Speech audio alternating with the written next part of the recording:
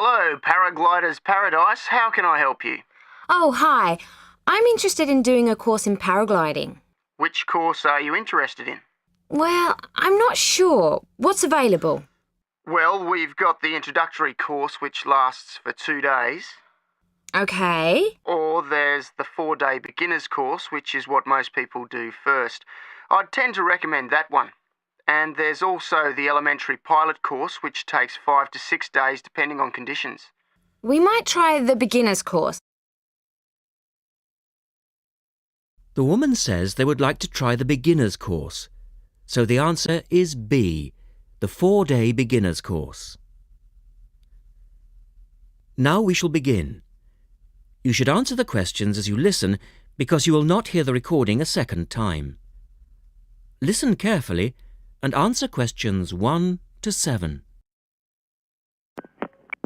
Hello, Paraglider's Paradise. How can I help you? Oh, hi. I'm interested in doing a course in paragliding. Which course are you interested in? Well, I'm not sure. What's available? Well, we've got the introductory course which lasts for 2 days. Okay. Or there's the 4-day beginner's course, which is what most people do first. I'd tend to recommend that one. And there's also the elementary pilot course, which takes 5 to 6 days depending on conditions. We might try the beginner's course. What sort of prices are we looking at? The introductory is $190. The beginner's course, which is probably what you'd be looking at, is $320. No, sorry, $330. It's just gone up. And the pilot course is $430. Right. And you also have to become a member of our club so that you're insured. That'll cost you $12 a day. Everyone has to take out insurance, you see. Does that cover me if I break a leg? No, I'm afraid not. It's only third party and covers you against damage to other people or their belongings, but not theft or injury. You would need to take out your own personal accident insurance. I see. And what's the best way to get to your place? By public transport, or could we come by bike? We're pretty keen cyclists. It's difficult by public transport, though there is a bus from Newcastle. Most people get here by car, though, 'cause we're a little off the beaten track. But you could ride here, okay? I'll send you a map. Just let me take down a few details. What's your name? Maria Gentle. And your address, Maria? Well, I'm a student staying with a family in Newcastle. So it's care of... Care of Mr. and Mrs. McDonald. Like the hamburgers? Yes, exactly. McDonald. The post office box address is probably best. It's P.O. Box 676, Newcastle. Is there a fax number there? Because I could fax you the information. Yes, actually there is. It's 0249, that's for Newcastle, and then 775431. Okay, now if you decide to do one of our courses, you'll need to book in advance and to pay when you book. How would you be paying? By credit card, if that's okay. Do you take Visa? Yes, fine. We take all major cards, including Visa. Okay then. Thanks very much. The girl is telling her friend about the course. Look at questions 8 to 10.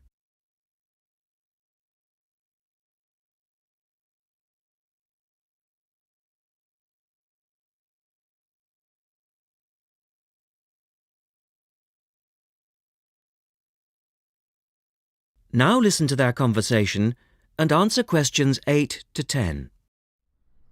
Hi, Pauline. Hi, Maria. What's that you're reading? Just some information from a paragliding school. It looks really good fun. Do you fancy a go at paragliding? Sure. Do you have to buy lots of equipment and stuff? Not really. The school provides the equipment, but we'd have to take a few things along. Such as? Well, it says here, clothes, wear stout boots, so no sneakers or sandals, I suppose, and clothes suitable for an active day in the hills. Preferably a long-sleeve t-shirt. That's probably in case you land in the stinging nettles.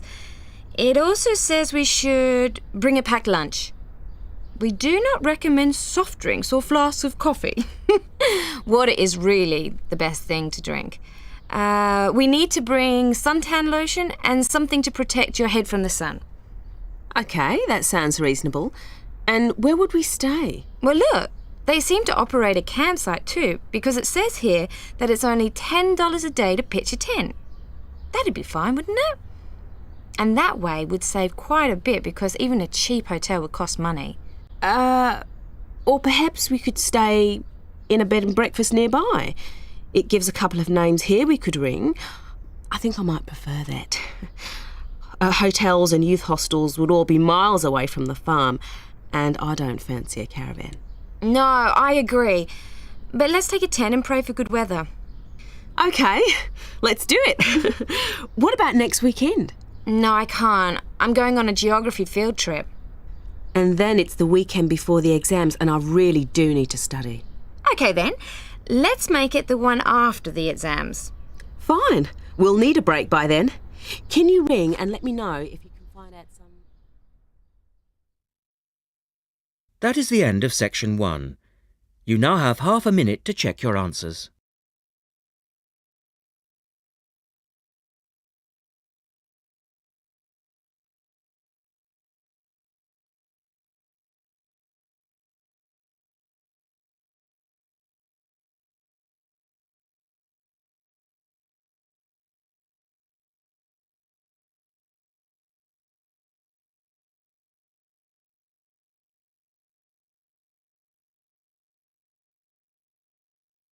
Now turn to section 2 on page 32.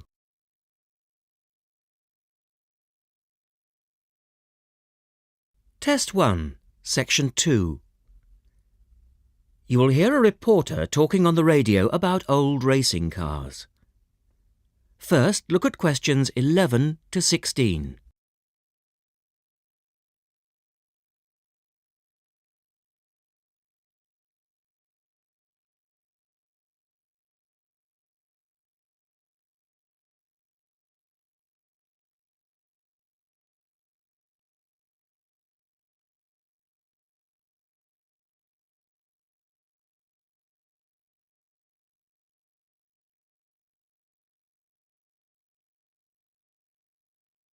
As you listen to the first part of the talk, answer questions 11 to 16.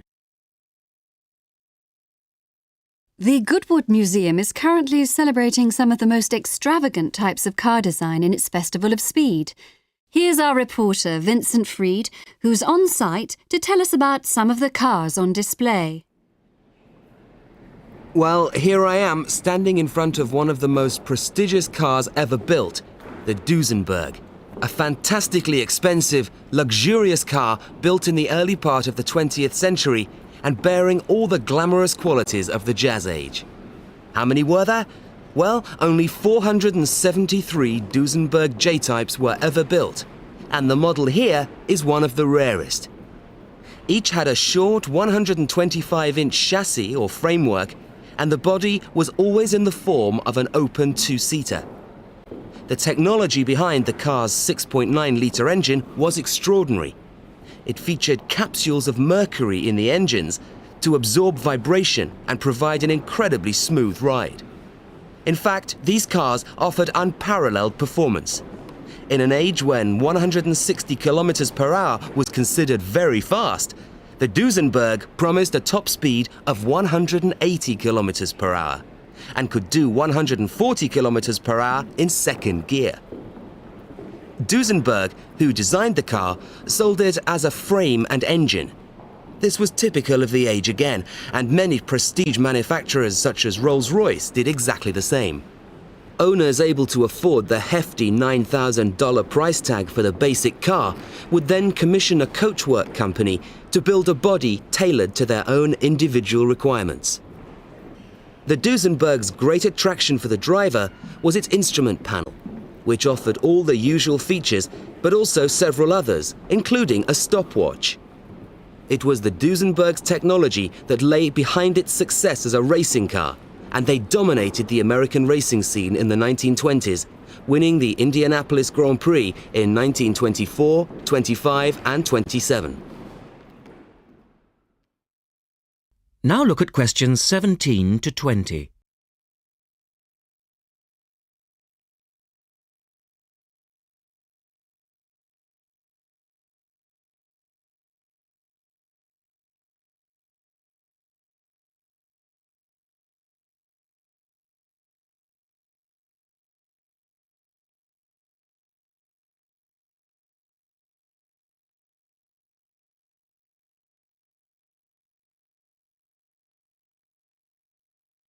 As the talk continues, answer questions 17 to 20.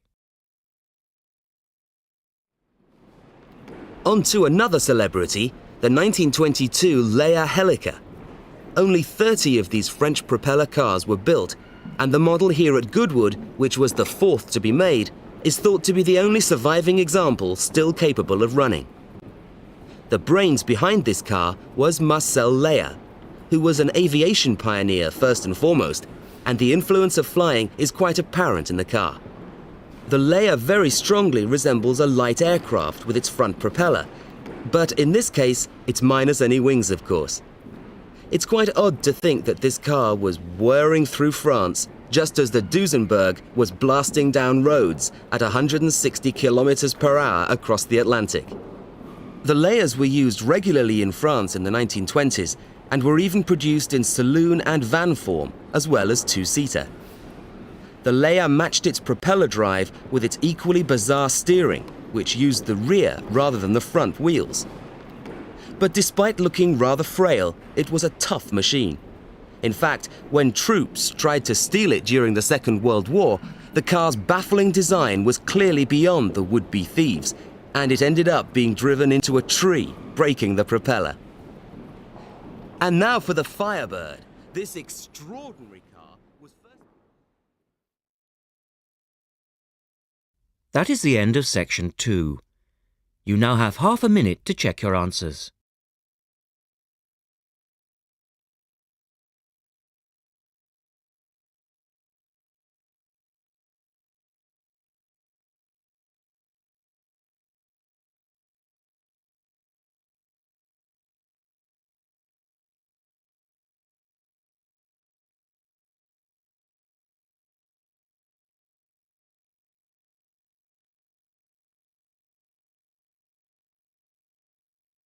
Now turn to section 3 on page 33.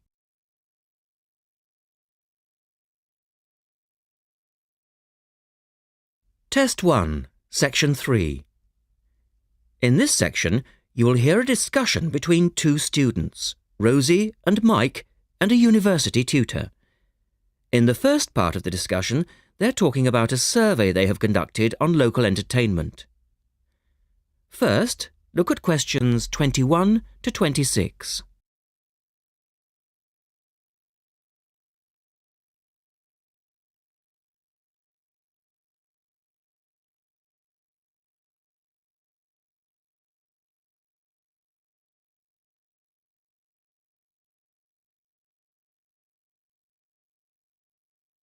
Now listen to the first part of the discussion and answer questions 21 to 26.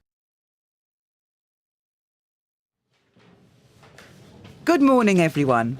Well, I think we can start straight away by getting Rosie and Mike to do their presentation. Would you like to start, Rosie? Yes. Well, we've done a survey on local entertainment. Basically, we tried to find out how students feel about the entertainment in the town and how much they use it. Yes, so we've called our project Out and About. Yes, that's a good title. Out and About. We wanted to find out how well students use the entertainment facilities in town, whether they get to see the latest plays, films, that kind of thing. Now, we have our own facilities on campus, of course. Oh, yes. We deliberately omitted those as we really wanted to examine outside entertainment in the town as opposed to on the university campus. Actually, there were a lot of areas to choose from, but in the end, we limited ourselves to looking at 3 general categories: cinema, theatre and music. Right. OK, well, first of all, cinema. In the town, there are 3 main places where you can see films. There's the new multi-screen cinema complex, the old Park Cinema, and a late-night Odeon. So, if you look at this chart, in terms of audience size, the multi-screen complex accounts for 75% of all cinema seats. The Park Cinema accounts for 20% of seats, and the late-night Odeon has just 5% of seats. As you probably know, the complex and the park show all the latest films, while the late-night cinema tends to show cult films. So, when we interviewed the students, we thought the complex would be the most popular choice of cinema. But surprisingly, it was the late-night Odeon. Yeah, and most students said that if they wanted to see a new film, they waited for it to show at the park, because the complex is more expensive and further out of town, so you have to pay more to get there as well. Yes, and that adds to the cost, of course, and detracts from the popularity, evidently. Well, next, we looked at theatres. The results here were interesting because, as you know, there's a theatre on campus which is popular, but there's also the Stage Theatre in town, which is very old and architecturally quite beautiful. And there's the large modern theatre, the Ashtop, that has recently been built. So you just looked at the 2 theatres in town? Yes, but the thing about the theatres is that there's a whole variety of seat prices. Also, the types of performance vary, so students tend to buy seats at both and like using both for different reasons. And if they want cheap seats at the Ashtop, they can just sit further from the front. What we did find that was very interesting is that there are periods during the year when students seem to go to the theatre and periods when they go to the cinema. And we really think that's to do with budget. If you look at this graph, you can see that there's a peak around November, December when they go to the theatre more, and then a period in April, May when neither is particularly popular. And then theatre viewing seems to trail off virtually, while the cinema becomes quite popular in June, July. I think you're probably right about your conclusions. In the second part of the discussion, Rosie and Mike talk about different music clubs. Look at questions 27 to 30 first.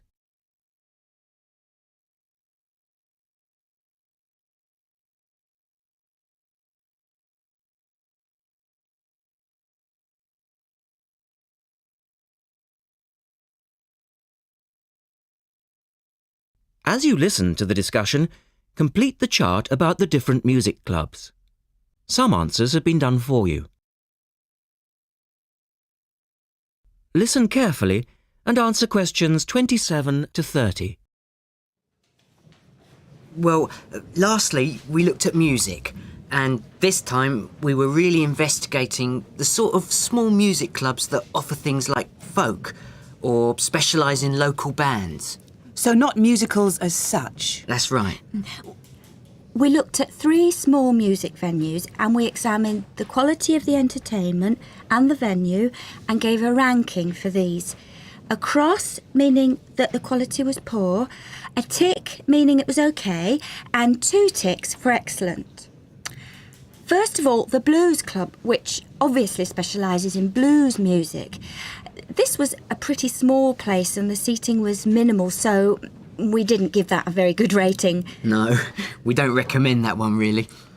Then the Sansu, which plays a lot of South American music. It was a big place, very lively, good performers, so 2 ticks for that one.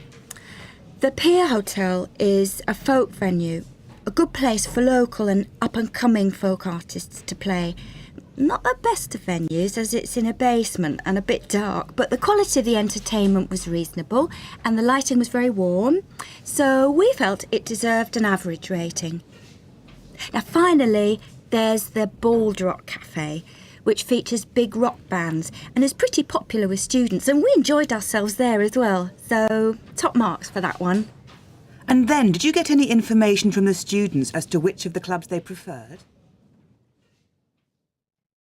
That is the end of section 3. You now have half a minute to check your answers.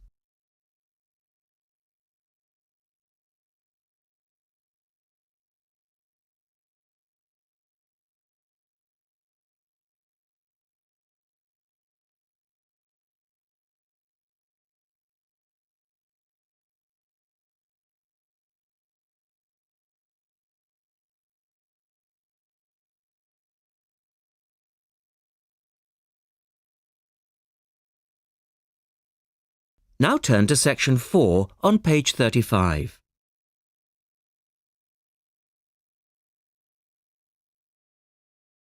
Test 1, section 4.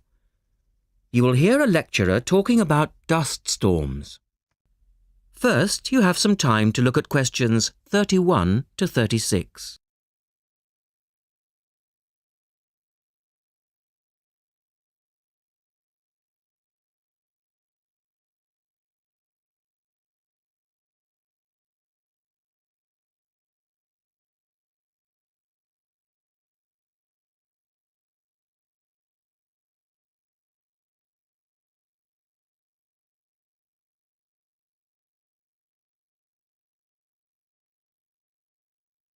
Now listen carefully and answer questions 31 to 36. In the last lecture, we looked at the adverse effects of desert dust on global climate. Today, we're going to examine more closely what causes dust storms and what other effects they can have. As you know, dust storms have always been a feature of desert climates, but what we want to focus on today is the extent to which human activity is causing them. And it's this trend that I want to look at, because it has wide-ranging implications. So, what are these human activities? Well, there are two main types that affect the wind erosion process, and thus the frequency of dust storms. There are activities that break up naturally wind-resistant surfaces, such as off-road vehicle use and construction. And there are those that remove protective vegetation cover from soils, for example, mainly farming and drainage. In many cases, the two effects occur simultaneously, which adds to the problem. Let's look at some real examples and see what I'm talking about. Perhaps the best-known example of agricultural impact on desert dust is the creation of the USA's Dust Bowl in the 1930s. The dramatic rise in the number of dust storms during the latter part of that decade was the result of farmers mismanaging their land. In fact, choking dust storms became so commonplace that the decade became known as the Dirty 30s. Researchers observed a similar but more prolonged increase in dustiness in West Africa between the 1960s and the 1980s, when the frequency of the storms rose to 80 a year, and the dust was so thick that visibility was reduced to 1,000 meters. This was a hazard to pilots and road users. In places like Arizona, the most dangerous dust clouds are those generated by dry thunderstorms. Here, this type of storm is so common that the problem inspired officials to develop an alert system to warn people of oncoming thunderstorms. When this dust is deposited, it causes all sorts of problems for machine operators. It can penetrate the smallest nooks and crannies and play havoc with the way things operate, because most of the dust is made up of quartz, which is very hard. Another example. The concentration of dust originating from the Sahara has risen steadily since the mid-1960s. This increase in wind erosion has coincided with a prolonged drought, which has gripped the Sahara's southern fringe. Drought is commonly associated with an increase in dust-raising activity, but it's actually caused by low rainfall, which results in vegetation dying off. In the second part, the speaker talks about the drying up of the Aral Sea. Look at questions 37 to 40 and complete the flowchart. One of the foremost examples of modern human-induced environmental degradation is the drying up of the Aral Sea in Central Asia. Its ecological demise dates from the 1950s, when intensive irrigation began in the then Central Asian republics of the USSR. This produced a dramatic decline in the volume of water entering the sea from its two major tributaries. In 1960, the Aral Sea was the fourth largest lake in the world, but since that time it has lost 2/3 of its volume. Its surface area has halved, and its water level has dropped by more than 216 meters.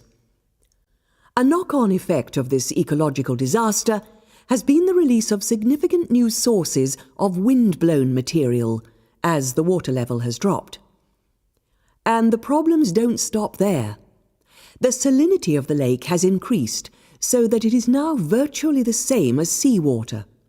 This means that the material that is blown from the dry bed of the Aral Sea is highly saline.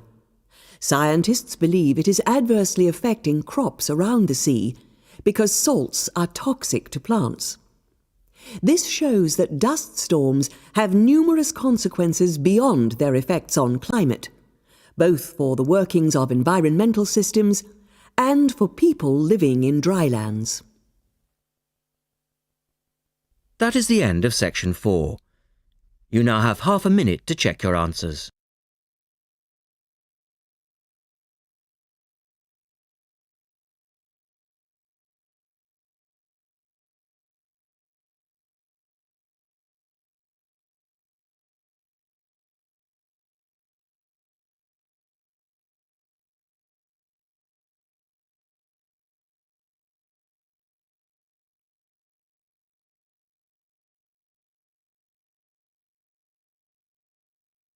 That is the end of the listening test. At the end of the real test, you will have 10 minutes to transfer your answers to the listening answer sheet.